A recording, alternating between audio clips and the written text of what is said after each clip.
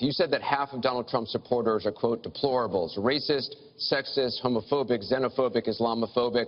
You later said you regretted saying half. You didn't express regret for using the term deplorables.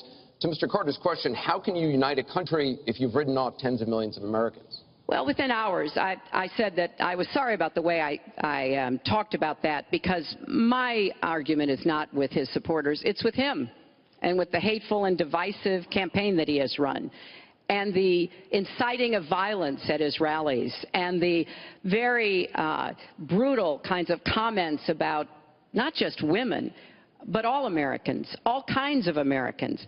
And what he has said about African Americans and Latinos, about Muslims, about POWs, about immigrants, about people with disabilities, he's never apologized for.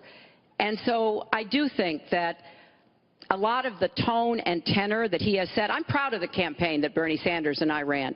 We ran a campaign based on issues, not insults, and he is supporting me 100%. Thank you. Because we talked about what we wanted to do. We might have had some differences, and we had a lot of debate. Thank you, Secretary. But we believed that we could make the country better, and I was proud of that. I'm going to give you a minute 20 We seconds. have a divided nation.